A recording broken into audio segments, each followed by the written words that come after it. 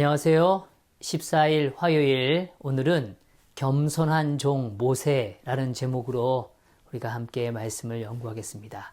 이 시간 또 함께 하신 우리 귀한 성도님들 모두 환영하고 먼저 기도하고 시작하도록 하겠습니다.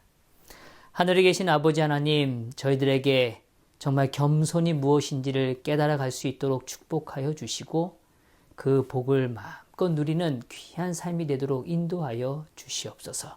매 순간 정말 하나님을 더 바라보는 그 축복이 얼마나 귀한지 더 경험할 수 있도록 은혜를 허락하여 주시옵소서.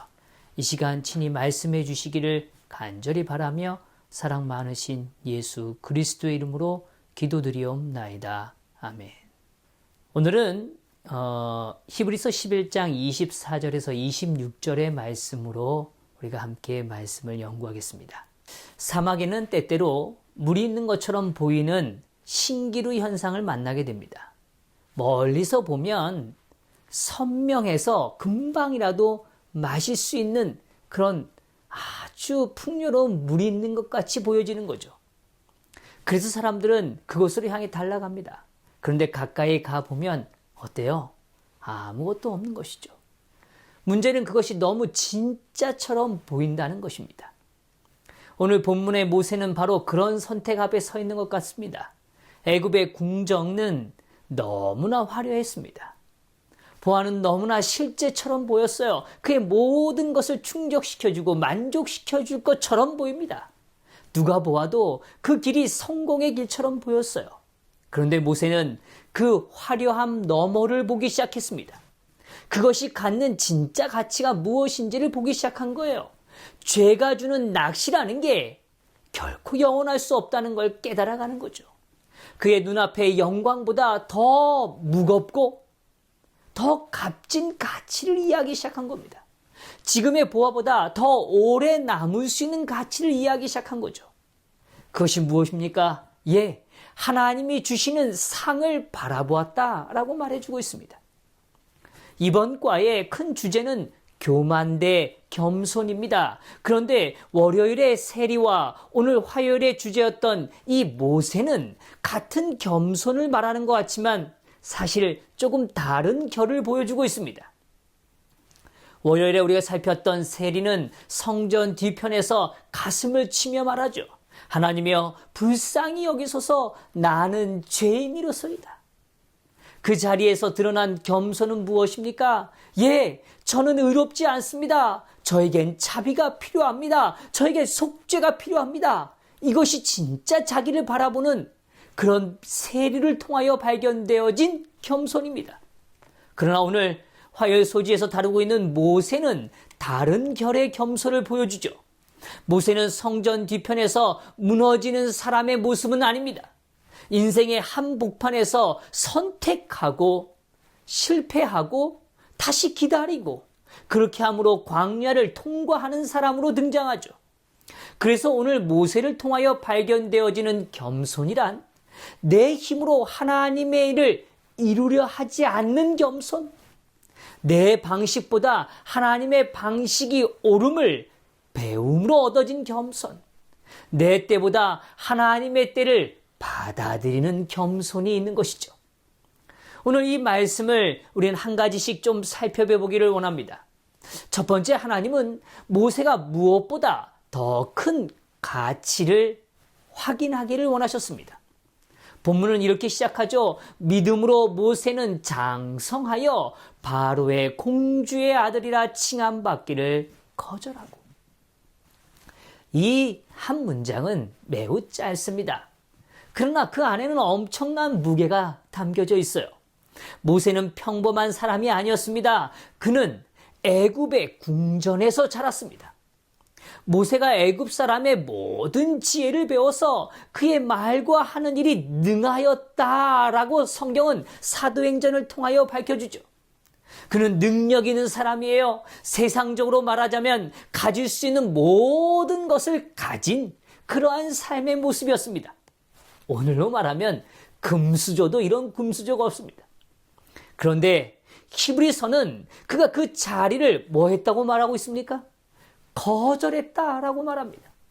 왜 그렇습니까? 26절에 분명히 말해요. 그리스도를 위하여 받는 수모를 애굽의 모든 보화보다 더 큰 재물로 여겼으니 이는 상 주심을 바라봅니다. 모세는 애굽의 보화를 몰라서 버린 것이 아닙니다. 그 매력을 몰라서 떠난 것도 아니에요. 그는 충분히 보았고 누리고 누렸던 삶이었고 누릴 수 있는 삶이었어요. 그러나 그 모든 것보다 더 크게 보이는 것이 생긴 겁니다. 하나님 편에 서는 길이 보여지기 시작한 거예요. 하나님이 주시는 상이 무엇인가를 깨달아가기 시작한 거죠. 사실 우리는 너무도 작은 것에 집착하고 매달릴 때가 참으로 많습니다. 그것이 마치 전부인 것처럼 매달릴 때가 있어요.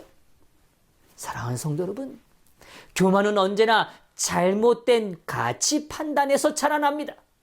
지금의 성공이 너무 크게 보이는 거죠. 눈앞의 보화가 너무 값져 보이는 거예요.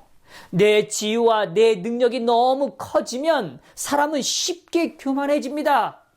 그러나 하나님을 더 크게 보고 그의 영광의 무게를 더 깊이 느끼고 지금의 영광이 잠깐이라는 것을 보게 되면 비로소 자기의 실체와 오늘 우리가 서 있는 자리가 어떤 것인지를 깨닫게 된다는 것입니다.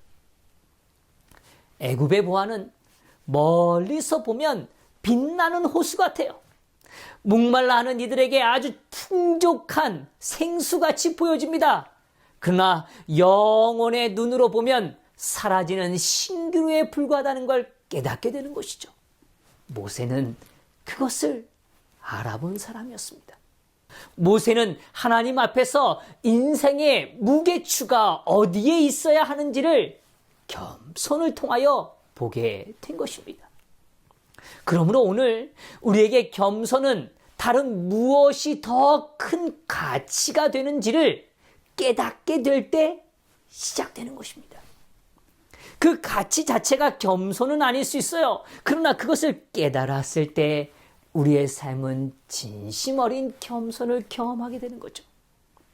그러나 성경을 보면 모세는 아직 자기 힘으로 내려놓지 못하는 모습을 봅니다. 여기 아주 중요한 전환점이 일어나죠. 모세는 이미 믿음으로 방향을 바르게 잡은 사람이었어요. 그래서 애굽의 길을 최종적인 길로 받아들이지 않은 사람이었죠. 그러나 그렇다고 해서 그때 이미 완성된 겸손의 사람이란 뜻은 아니었습니다. 출애굽기 2장을 보면 모세는 자기 형제가 억눌리는 거 보고 애굽 사람을 쳐 죽입니다. 그의 행동 속에는 정의감이 있었어요. 동족을 향한 사랑도 있었습니다. 그러나 동시에 아직 깨지지 않은 것이 남아 있었어요. 그것은 자기 힘으로 하나님의 일을 이루려는 마음이었죠. 이 점은 매우 중요합니다. 모세는 이미 애굽보다 하나님의 길을 더 귀하게 여기고 있었어요. 그러나 그 선택을 실행하는 방식이 아직 성숙되지 않았던 거죠. 그는 하나님의 일을 하되 아직 하나님의 방식으로 하는 법을 배우지 못했던 겁니다.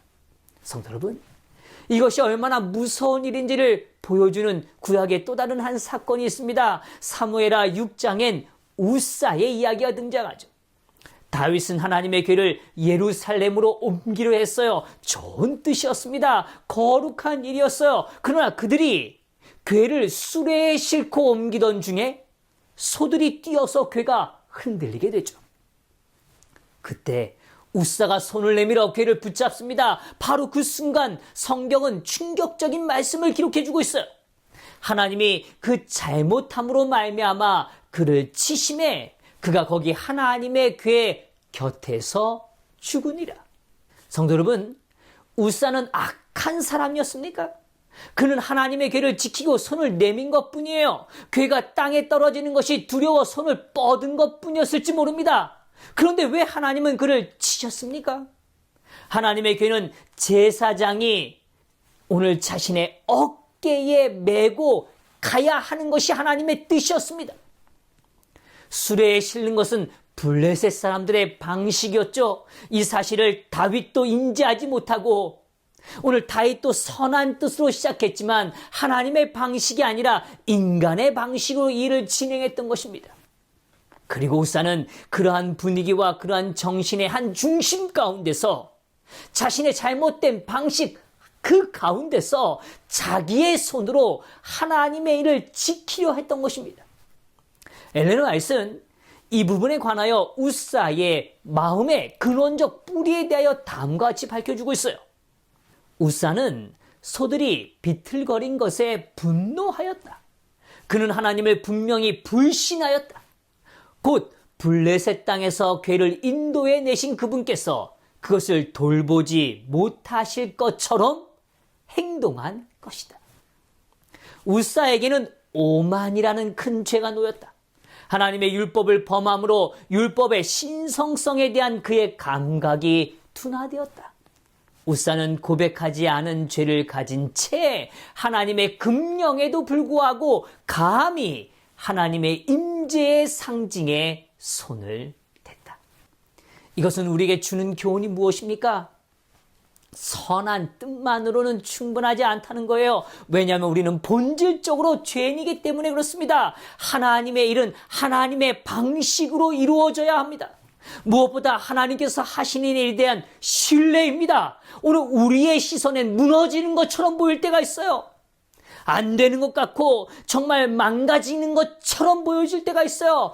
그러나 오늘 우리의 열심이, 우리의 판단이, 우리의 본능으로 하나님의 일을 지탱하려고 할 때 그것이 오히려 하나님을 거스리는 오만함이 될 수 있다는 것입니다. 모세가 애굽 사람을 친 것도 마찬가지입니다. 그의 마음에는 동족을 사랑하는 뜻이 있었습니다. 그러나 방식이 틀렸어요. 그것이 바로 오만이죠. 자기의 손으로, 자기의 힘으로, 자기 때에 해결하려고 했던 것입니다. 그래서 하나님은 그를 그대로 사용하실 수가 없었던 거예요. 우리는 이 부분에 조심히 생각해 봐야 해요. 우리는 하나님의 일을 하면서 뭐 할 수 있다고요? 교만할 수 있다는 겁니다. 기도보다 경험을 더 신뢰할 수 있을 때가 있어요. 하나님의 뜻을 기다리기보다 내 열심으로 밀어붙일 때가 있습니다. 겉으로는 사역이라고 말하지만 속으로는 자기 확신이 더 큰 상태일 수가 있다는 거죠. 그러므로 오늘 겸손은 자기 힘으로 하나님의 일을 하라는 욕망이 깨어지는 순간 일어나는 축복입니다. 내가 하겠다는 게 아니라 하나님이 하셔야 합니다라는 고백으로 바뀌는 것이죠. 셋째로 하나님은 모세가 하나님의 시간을 받아들이도록 역사하셨습니다. 모세는 애굽의 사람을 죽인 후에 도망자가 됐습니다. 그리고 미디안 광야에서 40년을 보내죠. 이것은 단순한 공백의 시간이 결코 아닙니다. 실패의 잔해 속에서 버려진 시간이 아니라는 거예요. 하나님이 모세를 다시 빚으시는 시간이었습니다. 오늘 엘렌에서는 이 부분을 이렇게 묘사해 줍니다. 모세는 역경과 궁핍의 학교에서 경험을 쌓고 수양할 시간이 필요하였다. 그가 운둔 생활을 하는 동안에 여호와께서 당신의 천사들을 보내사 장래일에 관하여 그를 가르치게 하셨다. 그는 여기서 극기와 겸손에 관한 위대한 교훈을 충분히 받게 되었다. 애굽 궁전에서 40년의 시간 동안 그가 쌓았던 자신감, 자기 판단력, 자기 힘으로 행했던 그 모든 것이 비워져야 했어요. 지워져야만 했다는 것입니다. 그것을 위하여 하나님은 40년을 사용하신 겁니다.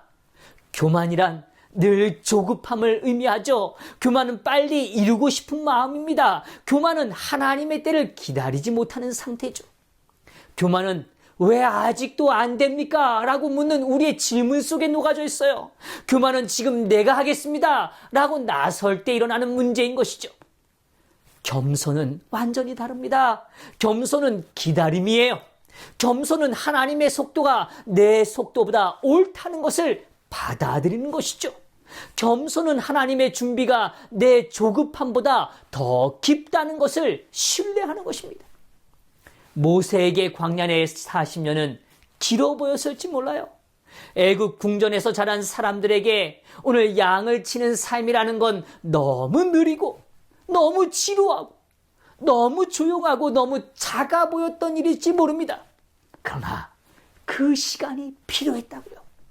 왜냐하면 하나님은 모세의 일을 준비하신 것이 아니라 먼저 모세 자신을 준비시키고 계셨기 때문입니다. 오늘 우리의 인생에도 광야의 시간이 있을 겁니다. 기도해도 빨리 열리지 않는 시간 말이에요. 준비한 것 같지만 문이 닫혀 있는 것 같은 시간이요. 내가 할 수 있는 것이 없는 것 같이 보이는 시간. 계속 반복되는 일상 속에서 하나님이 너무 멀리 느껴지는 시간이 있을 수 있습니다. 그러나 그 시간은 결코 버려지는 시간이 아닙니다. 오늘 우리의 교만을 낮추시고 오늘 하나님을 의지하는 법을 배우는 중요한 시간인 것이죠. 겸손은 하나님이 빚으시는 시간을 받아들이는 삶의 태도라는 것입니다. 적용 질문을 나눠보려고 합니다. 첫 번째로, 내가 지금 가장 가치를 두고 있는 것이 무엇입니까? 이 땅의 보아들입니까? 아니면 하나님이 주시는 상입니까? 둘째, 오늘 우리는 하나님의 일을 하면서 내 힘을 더 신뢰하고 있지는 않습니까? 이 하루 하나님과 함께 깊은 묵상을 통하여 하나님 안에서 겸손을 경험하시는 귀한 하루가 되시기를 바라면서 오늘 말씀을 마치겠습니다. 기도하겠습니다. 하나님, 오늘 우리의 삶이 오만하지 않게 하시고 겸손할 수 있도록 도와주시옵소서. 모세가 비록 실패했지만 그의 인생의 광야의 40년을 통하여 하나님과 동행함으로 깊은 겸손을 배운 것처럼 오늘 우리의 인생도 겸손을 배우는 아름다움의 시간을 허락하여 주시고 또 그 시간을 기쁨으로 감당할 수 있도록 인도하여 주시옵소서. 이 하루도 주님과 동행하는 귀한 하루가 되기를 간절히 바라며 사랑 많으신 예수 그리스도의 이름으로 기도드리옵나이다. 아멘.